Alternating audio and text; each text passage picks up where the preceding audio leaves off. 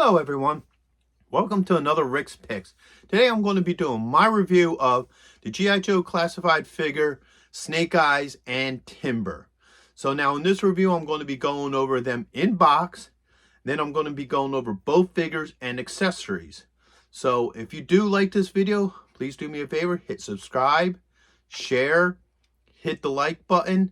I would really appreciate that, and without any further ado, let's take a look at these guys. Alright, so here we have Snake Eyes and Timber in box. Once again, you got this nice shell here so you can see the figures, the weapons, accessories, and so forth. You got this nice piece of art of Snake Eyes here. The G.I. Joe logo, their names, hazard warning, and age. Spinning around this way, you have his stats, and also what number figure he is, and the G.I. Joe logo. Spinning around this way, you got this beautiful piece of art. I mean, this is really nice looking. I like how the color and the pop to it. You have your legal on the bottom, and then spin them around this way. You got, once again, that nice piece of art. You have Snake Eyes, you have Timber. You know, this is a really neat piece of art. I really like it. Spinning around this way, you have the G.I. Joe logo, and also what number figure he is. And then you have more legal on the bottom. So, with that being done, let's take a good look at these guys. Alright, so here we have Snake Eyes first. And let me tell you, I love this figure because this is capturing the original Snake Eyes figure. Now, for any of you who don't know, before they went all ninja with this character, he was originally the Black Ops figure. You know, his name is classified, everything was classified about this character, this figure. So, they really captured that Black Ops look with this figure that is very much a tribute to the original Snake Eyes figure. And I love this figure. Let's give him the rotation. You know. And I love how they went all black with this. Like, there is no offset colors. Like with the other Snake Eyes, you might have an offset, so you might have like a really dark gray on them. You know, other things offset it. And no, this is completely black. And the original figure was completely black. And the reason they did them that way was because they couldn't afford to paint them. So they had, like, you know, all the other figures got painted, and they needed one figure that was unpainted. So they left him unpainted and black, and he became an iconic figure. So that's why the original Snake Eyes figure is all black, devoid of color. And I like that they kept with that with this one. I mean, yeah, they gave him the little white star there, but other than that, it's a good homage to the original figure. Alright, so let's go over the points of articulation with this guy. So, you have a head joint, which is on a ball. You have a shoulder joint, a bicep joint. You have a double elbow. And you also have a wrist joint. Now, he does have a hip joint. Can't do much with it because of his, you know, vest. But it is there. He does have a thigh joint. Okay, he has a double knee joint. And he also has an ankle joint. So, now that we looked at the figure, let's see what goodies he comes with. First off, he comes with, you know, a dagger. Well, not so much a dagger. It's more of a survival knife. Let's see how well this fits in his hand. Now, these figures have a softer plastic for the fingers. That way it makes it easier for weapons to fit in their hands. As such.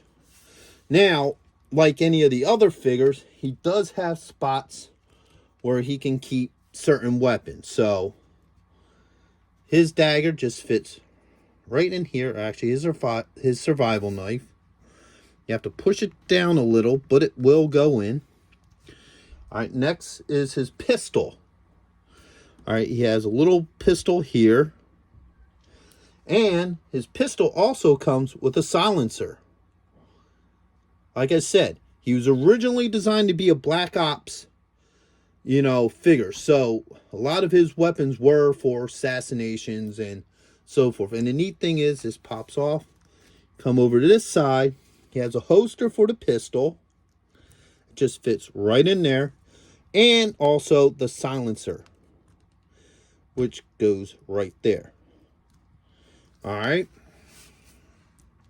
Now he has his iconic Uzi. The original figure came with an Uzi, just like this. So you can put it easily in his hand. Just like that. All right, so that fits nicely, like it's meant to be there. Now, he also has an assault rifle. And he also has another assault rifle. Let's see how well... Oh, with this one, magazine is removable. So, you can remove the magazine on this one. So, let's see how well one of these rifles fits in his other hand. Alright. Pretty darn good. There you go. So, now that rifle is in there as well. And let's remove the Uzi and give him this one. All right, so as you can see, his guns fit in his hands. Now, the only disappointment I can say I have with this figure is, unlike a lot of your other Joe figures, he really doesn't have nowhere on him to put his rifles. Like most of them, they'd have like a backpack, or the rifles and guns would have like a special peg that would hook onto his back. He does not have that feature, which, you know, it's a minor gripe, but it's still a gripe. It's something that, you know, you wish he had. But overall, I love this figure. So let's look at his sidekick, Timber. Now, I love Timber. I think he was a great idea. He was a concept that came from the cartoon. One of the first episodes, I think it was either the second episode or the first episode, where they introduced Timber. And he was a neat character. I think he goes well with Snake Eyes. Let's give him the rotation.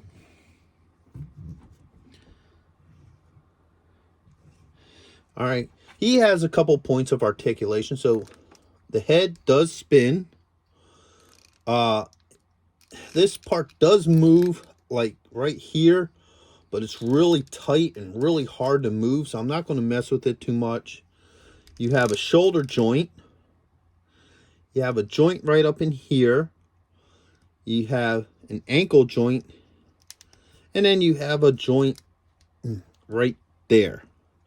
And it's the same with the back legs. The back legs have all the same points of articulation. You have a midriff joint here. And you have a joint at the tail.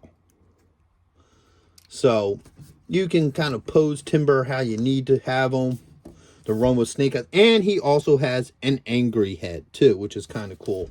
So let's see how easy it is to swap heads on this figure. Right, that came off pretty well. There we go. All right, so now you have angry looking Timber. So overall, this is a really good set for anybody who likes classic G.I. Joe, like the classic Snake Eyes look. I would highly recommend this. The sculpting on Timber is really nice. Let's take a good look at this head real quick. The detail, and once again, I love these character features that they like to give him. Like, they put these scratches on the side of his head. I noticed that with a few of these figures, that they add these little scratches and wounds on them. Like, you know, they've been through combat. They have done some stuff. Because in the original cartoon, Timber protects Snake Eyes from a bear. So you could think that maybe that's damage from when he fought the bear or whatever. To me, it's just a nice detail added to make the character look a little bit more rugged. So that's my review of Snake Eyes and Timber. I hope you liked this review. If you did, hit a like, share, subscribe, and leave me a comment. I'm always happy to hear from you guys. And check out my G.I. Joe Classified playlist, where I have other figures from that line that I've done reviews on. So until the next one, later.